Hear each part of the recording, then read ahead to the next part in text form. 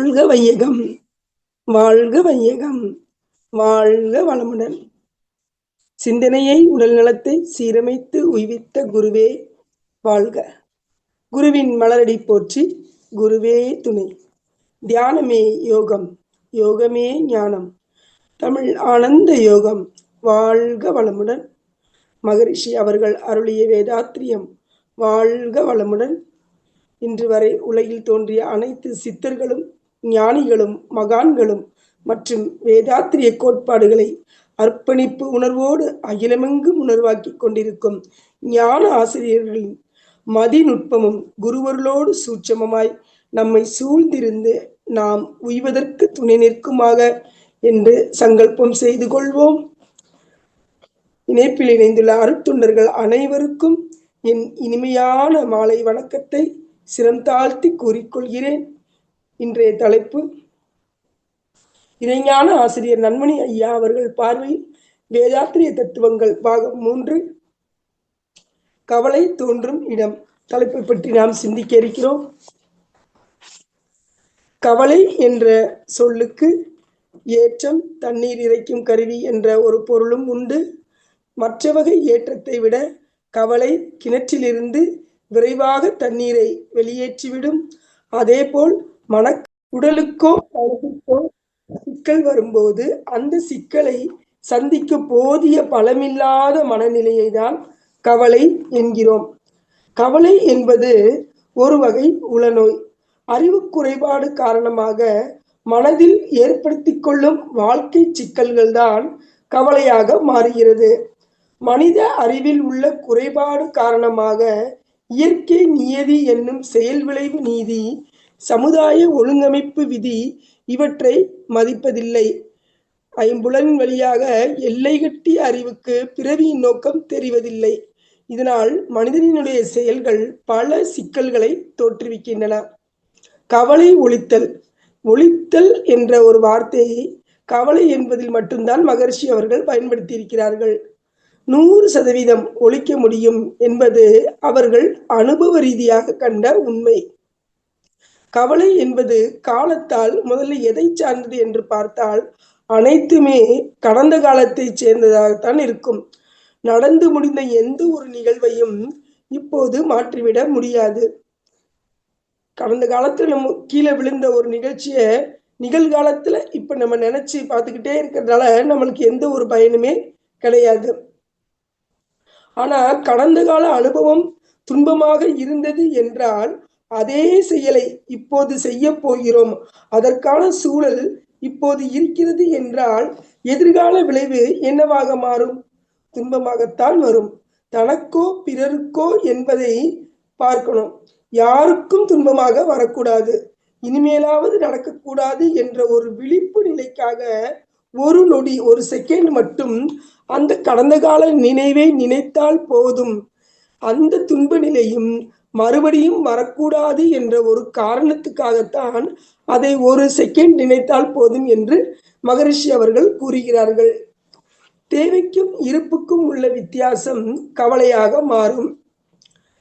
அதாவது உண்மையான தேவை என்பது பசி, தாகம், தட்பவெப்பநிலை பாதுகாப்பு, இயற்கை கழிவுகளின் உந்துவேகம். இதுக்கு மேலே உள்ள தேவைதான் கவலையாக மாறும். பசி, தாகம் இவற்றில் நாம் செய்த தவறுதான் இயற்கை கழிவுகளில் தவறு ஏற்படலாம். மற்ற தேவைகள் அனைத்துமே சமுதாயத்தின் பார்வைக்காக நாம் செய்யக்கூடிய செயல்களாகத்தான் இருக்கும். ஒருவர் தன்னுடைய மகனுக்கு திருமணத்துக்கு ஒரு எஸ்டிமேட் போடுறாங்க. திருமணத்துக்கு தேவை ஒரு 10 லட்சம், ஆனா இருப்பு இருக்கிறது ஒரு 5 லட்சம். இப்ப 5 லட்சம் இல்லையே என்ற ஒரு உணர்வு தான் கவலையாக மாறும். அந்த 5 லட்சத்தை கடன் வாங்கி சமுதாயத்தின் பெருமைக்காக கல்யாணத்தை பண்ணிடுவாங்க. வந்த 2000 பேர்ல 200 பேர் தான் ஆத்மார்த்தமாக வாழ்த்துவார்கள். ஆடம்பரமாக கல்யாணம் செய்யும் பொழுது நமக்கு பெருமை என்பது மற்றவர்களினுடைய பொறாமையும் வயிறெரிச்சலுமாகத்தான் இருக்கும். பொறாமையும் பெருமைக்கும் இடையே உள்ள விளைவு நோயாகத்தான் மாறும். கடன் வாங்கிய 5 லட்சத்திற்கும் வட்டி மற்றும் அசலை எப்போ கட்ட போறோம் என்பதே கவலையாக மாறும். தேவையை இருப்பில் கொண்டு வந்து இணைத்து விட வேண்டும். அதாவது 5 லட்சத்திற்குள் கடன் வாங்காமல் கல்யாணத்தை செய்துவிட வேண்டும். சமுதாயத்தின் பெருமைக்காக நாம் செய்யும் செயல் அனைத்துமே துன்பமாகத்தான் மாறும். கடன் வாங்கிய அந்த அப்பா இறந்த பிறகும் மகன் அதை கட்ட வேண்டிய சூழ்நிலை ஏற்படும். ஆக மொத்தத்துல ஒரு பொருளாலோ ஒரு நிகழ்ச்சியாலோ நமக்கு கவலை ஏற்படுவது இல்லை. பொருளை பற்றி உணர்ந்து கொள்ளாத போதும், நிகழ்ச்சியினால் விளைகின்ற விளைவை ஏற்றுக்கொள்ள முடியாத போதும் ஏற்படும் மனதின் குறைபாடுதான் கவலையாக மாறுகிறது. அந்த சிக்கலை புரிந்து கொண்டு தீர்த்து கொள்ளக்கூடிய அறிவின் கூர்மையும் மன வலிமையும் பெற்றுவிட்டால் கவலை இல்லாமல் வாழலாம். அதற்கு அறிவு குறைபாடு நீங்கி அறிவில் முழுமை பெற வேண்டும். எதிர்பார்ப்புக்கும் நடப்பிற்கும் உள்ள வித்தியாசம்தான் கவலையாக மாறும். இது உணர்வு நிலை சம்பந்தப்பட்டது. நாம ஒன்றை எதிர்பார்க்கிறோம், நடப்பது வேறாக இருக்கிறது. எதிர்பார்த்தபடி நடக்காத போது நடப்பவை எல்லாம் காரணத்தோடு ஒட்டிய தொடர் விளைவுகளை என்பதை உணர்ந்து கொள்ளாத போது கவலைப்படுகிறோம். இயற்கையின் ஒழுங்கமைப்பை உணராத அறிவில் எழுகின்ற தப்பு கணக்குதான் தவறான எதிர்பார்ப்பாக விளங்குகிறது. அதுவே கவலையை உண்டு பண்ணுகிறது. மகரிஷி அவர்களோட கவியை பார்த்தோம்னா, தப்பு கணக்கிட்டுத்தான் ஒன்றை எதிர்பார்த்தால் ஒப்புமோ இயற்கை விதி, ஒழுங்கமைப்பிற்கு ஒத்தபடி அப்போதைக்கு அப்போது அளிக்கும் சரி விளைவு. எப்போதும் கவலையுற்று இடர்படுவர் இதை உணரார். இப்ப உதாரணமா கடந்த கால ஒரு பண இழப்பை இப்போது நினைத்து நினைத்து கவலைப்பட்டு மேலும் அதிக பண இழப்பை 4 மடங்காக பெருக்கிக் கொள்கிறார்கள். விழிப்போடு இருந்தால் பண இழப்பை தவிர்த்து விடலாம். மகரிஷி கவலைகள் ஏற்படாமல் இருக்க 2 வழிகள் சொல்றாங்க. இனிமேல் கவலை வரக்கூடிய அளவிற்கான ஒரு செயலை செய்யாமல் இருப்பது, அல்லது கவலையை உருவாக்கி கொள்ளாமல் இருப்பது. 2வது என்னன்னா, ஏற்கனவே வைத்திருக்கும் கவலை பட்டியலை களைவது. கடந்த கால அனுபவங்களினால் பெற்ற கவலைகளை மனதிலிருந்து தூக்கி எறிவது. திறமையின்மையும் அச்சம் இவை 2ம் கவலைகளை பெருக்கும் மனநிலைகளாகும். விழிப்பு நிலை இல்லாத மனமயக்க நிலையும், இயற்கையின் ஒழுங்கமைப்பை உணராத அறியாமையும், சிந்தனையின்மை சிக்கலுக்கு எளிதில் தீர்வு காண இயலாத நிலையை உருவாக்கும்.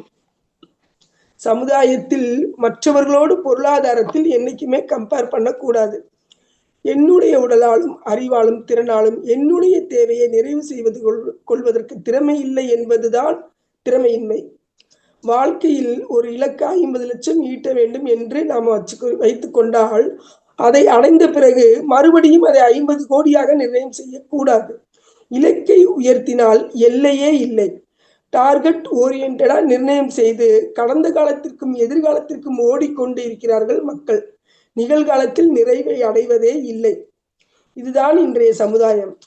உடலின் திறன், அறிவின் திறன் இலக்கை அடைந்த பிறகு அறம் சார்ந்த உழைப்பின் மூலம் வருவதை சமுதாயத்திற்கு அளிக்க வேண்டும். தவறான செயல்களின் விளைவை கண்டு வருந்தி அதனால் தனது வாழ்வின் போக்கில் மேலும் பல பிரச்சனைகள் விளையும் என்று கற்பனை செய்து கொண்டு துணிவிழந்து இருப்பதுதான் அச்சமாகும். கவலை உடல் நலம், உள்ளத்தின் நலம் 2யுமே கெடுத்துவிடும். நம்முடைய எண்ணத்திற்கும் மற்றவர்களுடைய எண்ணத்திற்கும் உள்ள வித்தியாசம் கவலையாக மாறும். இயற்கை நீதிக்கும் நடைமுறை வாழ்க்கைக்கும் உள்ள வித்தியாசம் கவலையாக மாறும். பெரும்பாலான கவலை நம் சொந்தக்காரர்கள் என்ன நினைப்பார்கள் என்று சொல்லி தவறான செயல்களை செய்யாமல் இருந்தாலே போதும் கவலை இல்லாமல் இருக்கலாம். இந்த சமுதாயத்திற்கும் நமக்கும் 2 தொடர்பு இருக்கிறது. சமுதாயத்திற்கு துன்பம் கொடுக்கக்கூடாது. சமுதாயத்தில் பலர் உழைப்பின் மூலம் பெற்ற பொருளை நாம் அனுபவிக்கிறோம். நமது உழைப்பால் சமுதாயத்திற்கு ஏதாவது கொடுத்தாக வேண்டும். ஆனால் நாம் சுயநலத்திற்காக சமுதாயத்திற்கு துன்பம் கொடுத்து விடுகிறோம். செயல் விளைவு தத்துவத்தின்படி நாம் மற்றவர்களுக்கு எவ்வளவு துன்பம் கொடுக்கிறோமோ அந்த துன்பம் காலத்தால் நமக்கு துன்பமாக வந்துவிடும் என்ற சுயநலத்திற்காகவாது கொடுக்காமல் இருக்கிறோம். ஆனால் காலத்தால் வந்தே தீரும் என்ற தத்துவம் இப்போது யாருக்கும் தெரிவதில்லை. நம் செயலால் எவ்வளவு துன்பத்தை அவர் உணர்ந்தாரோ அதோட எதிர் விளைவு நமக்கு வந்தே தீரும். செயலுக்கு விளைவை நம்மால் கணிக்க இயலாது, விளைவுக்குத்தான் விளைவு. அதாவது மற்றவர்களுக்கு துன்பம் நேரும் என்று தெரிந்து ஒரு செயலை செய்து ஒரு தற்காலிக இன்பம் அடைகிறோம் அல்லவா, அதை நமக்கு காலத்தால் பெருந்துன்பம் அடையும் நிலை வரும் பொழுது அதை நினைத்து பார்த்தால், அதாவது நாம் செய்த அந்த செயலை நினைத்தோம் என்றால் அது இப்போது தற்காலிக இன்பம் என்றுதான் நாம் உணர்வோம். அந்த இன்பம் மிக சிறியதாகத்தான் தெரியும். சிறிய இன்பத்திற்காக பெரிய துன்பத்தை அனுபவித்தோமே என்று நாம் நினைத்தால் துன்பம் கொடுப்பதை நிறுத்தி விடுவோம். இதுதான் சுயநலம். நாம் நலமாக இருக்க வேண்டும் என்பதுதான் சுயநலம். நம் சந்ததிகளும் நலமாக இருக்கணும். என் காலம் முதல் என்னுடைய சந்ததிகள் காலம் வரை துன்பமே வரவில்லை என்று சொன்னால் நாம் நலமாக இருக்கிறோம். இதுதான் உண்மையான நலம். சமுதாயத்திற்கு துன்பம் கொடுத்து அவர்கள் பெற்ற நலம் பொருள் ரீதியாக எல்லாமே இருக்கும், ஆனால் உணர்வு ரீதியாக அவர்கள் துன்பப்பட்டு கொண்டுதான் இருப்பார்கள். கவலை ஒழித்தல், இந்த கவலையை 4 பிரிவா பிரிக்கிறாங்க மகரிஷி. அதாவது அனுபவித்தே தீர்க்க வேண்டியவை. நமக்கு அனுபவித்தே தீர்க்க வேண்டியவையில என்ன எடுத்துக்கலாம்னா, தீராத நோய், மரணம், பொருள் இழப்பு. இதுல ஒரு உதாரணம் பார்த்தோம்னா, ஒரு குழந்தைக்கு போலியோ அட்டாக் வந்துருச்சு. இப்போ ஒரு கையோ காலோ செயலிழந்து விட்டது. இந்த சிக்கலை நம்ம எப்படி அவிழ்ப்பது? கவலைப்படுவதால் ஆகக்கூடியது என்ன? தைரியமாக அமைதியான மனதோடு அதனால் வரும் துன்பங்களையும் இடர்களையும் அனுபவிக்க வேண்டியதுதான். நெருங்கிய உறவினர்களினுடைய திடீர் மரணம், புயல், வெள்ளம் இவற்றால் ஏற்படும் இயற்கை துன்பங்கள் போன்றவற்றை ஏற்றுக்கொள்ளவும் சகிப்புத்தன்மையோடு அனுபவிக்கவும் வேண்டியதுதான். இதெல்லாம் அனுபவித்தே தீர்க்க வேண்டிய கவலை. அந்த லிஸ்ட்ல இதை நம்ம போட்டுறணும். அடுத்து தள்ளி போட வேண்டியவை. சில வகை கவலைகள் தீர்க்கப்பட வேண்டியவே ஆயினும் அவற்றை உடனடியாக தீர்க்க முடியாத நிலை இருக்கும். தள்ளி போட்டு காலம் வரும்போது எளிதாக தீர்த்து விடலாம். குடும்பத்துல திருமண வயதில் ஒரு பெண் இருக்கிறார். அவருக்கு திருமண பருவம் கடந்து கொண்டே இருக்கிறது. பெற்றோர்கள் தங்கள் கடமைகளை எண்ணி கவலைப்படுகிறார்கள். திருமணத்திற்கான முயற்சிகள் எடுக்க வேண்டியது அவர்களுடைய கடமைதான். ஆனால் வருந்துவதால் பயனில்லை. பொறுமையாக இருந்து செய்ய வேண்டிய முயற்சிகள் மூலம் கவலைகளை தீர்த்து கொள்ளலாம். இன்னொன்று என்னன்னா, படிப்பை நிறைவு செஞ்சிருக்காங்க மகன், வேலை கிடைக்கவில்லையே என்று எண்ணி கவலைப்படுவதால் பயன் ஒன்றும் இல்லை. இதுவும் தள்ளி போட வேண்டிய கவலையே ஆகும். ஆக திருமணம், வேலை வாய்ப்பு இவற்றிற்கெல்லாம் சமுதாயம், அரசாங்கம் இணைந்து தீர்வு காண வேண்டும். முயற்சி எடுக்க வேண்டியது மட்டுமே நமது கடமையாகும். கவலையை விட்டு நமது கடமையில் இருப்பதுதான் சிறப்பு. பெண்ணுக்கு தக்க வரன் வரும் வரை காத்திருக்கத்தான் வேண்டும். மகனுக்கு வேலை கிடைக்கும் வரை பொறுமையாகத்தான் இருக்கணும். அப்படி பொறுமை இல்லாத போது இடர்பாடுகள் தான் மிஞ்சும், மனக்கவலைகள் பெருகும். 3வது பார்ட் என்னன்னா, அலட்சியப்படுத்தி விட வேண்டிய கவலை. சில வகை துன்பங்கள் பற்றி கவலைப்படக்கூடாது, அலட்சியம் செய்துவிட வேண்டும். சிக்கலான ஒரு நிலை இல்லாதது போல பாவித்துக் கொள்ள வேண்டும். பெரும்பாலான குடும்பங்களில் வயது முதிர்ந்தவர்கள் இருப்பார்கள். ஒவ்வொரு செயலை பற்றியும் குறை சொல்லிக் கொண்டே இருப்பார்கள். ஒவ்வொருவர் மீதும் குற்றம் கண்டு கொண்டே இருப்பார்கள். அவர்கள் சொல்வனவற்றை ஒரு பொருட்டாக எடுத்துக்கொள்ளக்கூடாது, அலட்சியப்படுத்தி விட வேண்டியதுதான். அவர்களுடைய இடையறாத முணுமுணுப்புக்கு இடையே நம் செயல்களை செய்து வர வேண்டியதுதான். இன்னொன்னு என்னன்னா, பக்கத்து வீட்டுக்காரங்க எப்பயுமே திட்டிக்கிட்டும் வம்புக்கு இழுத்துக்கிட்டும் இருப்பாங்க. அப்ப அவர்களோட பதிலுக்கு நம்மளும் சண்டையிட்டு அவர்களது தூற்றுதலை பொறுத்து கொண்டவே சண்டையிட்டு வர்றதுனால நமக்கு ஒரு பிரயோஜனம் இல்லை. ஆனா அவங்க நம்மளை தூற்றுவதை பொறுத்து கொண்டோமே ஆனால் சிறிது காலம் திட்டிக் கொண்டு பிறகு தாமாகவே ஓய்ந்து விடுவார்கள். உடனடியாக தீர்க்க வேண்டிய கவலை. அதிகமாக சாப்பிட்டோம் அப்படின்னா நமக்கு செரிமானம் இல்லாம போயிடும். இப்ப இந்த சிக்கல் உடனடியாக தீர்க்க வேண்டும். இல்லாவிட்டால் சிக்கல் பெருந்துன்பமாக மாறும். உடல் நோய்கள் அனைத்துமே இந்த விதிதான். இத்தகைய வாழ்க்கை சிக்கல்களும் உள்ளன. இப்ப நம்ம உடல்ல முழங்காலுக்கு இப்ப ஒருத்தவங்களுக்கு முழங்கால் கீழே ஒரு புற்றுநோய் கட்டி இருக்குது அப்படின்னு சொல்லிட்டாங்கன்னா, காலினுடைய கீழ்ப்பகுதி உடனடியாக எடுத்துடணும். இல்லைன்னா உடல் முழுவதும் பரவி உயிருக்கே ஆபத்தாகும் என்று மருத்துவர் ஆலோசனை கூறுகிறார். இது போன்று காலை இழந்தவர்கள் பலர் வெற்றிகரமாக வாழ்ந்து கொண்டுதான் இருக்கிறார்கள் என்று எண்ணி உடனடியாக இதுக்கு தீர்வு காண வேண்டும்.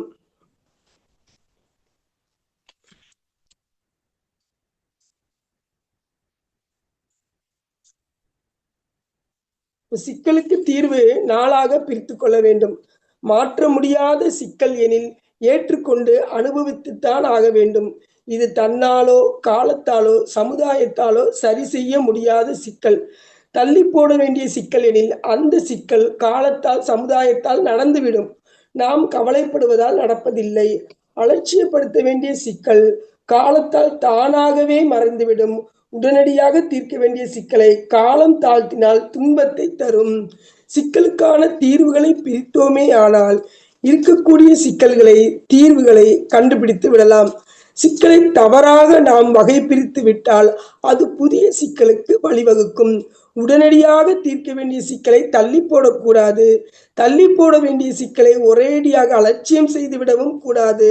அலட்சியம் செய்துவிட வேண்டிய சிக்கலை வேறு ஒரு பிரிவில் சேர்த்து விடவும் கூடாது.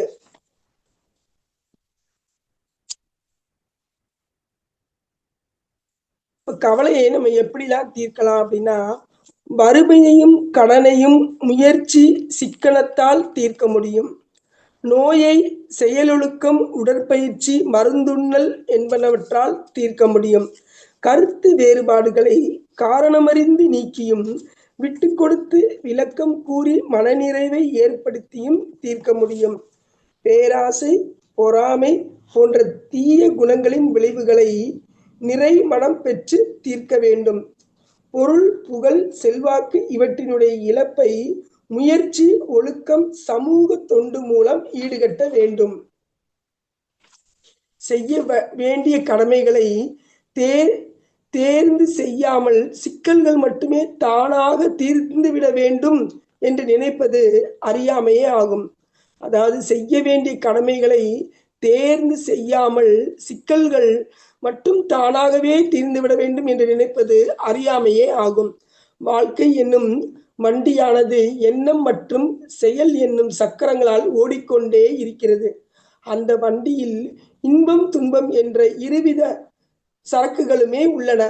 விளைவறிந்த விழிப்பு நிலை என்ற மொழியில்தான் அந்த சரக்குகளின் மீது நுணுக்கமான முகவரி எழுதப்பெற்றுள்ளது.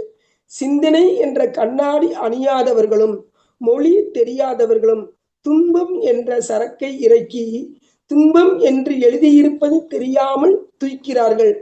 விளைவறிந்த விழிப்பு நிலையும் சிந்தனை ஆற்றலும் உள்ளவர்கள் இன்பம் என்ற சரக்கை இறக்கி தூய்க்கிறார்கள். அனுபோக பொருட்கள் பெருக பெருக உடல் நலம் கெடும். சொத்துக்களினுடைய எண்ணிக்கை வளர வளர உள்ளத்தில் அமைதி கெடும்.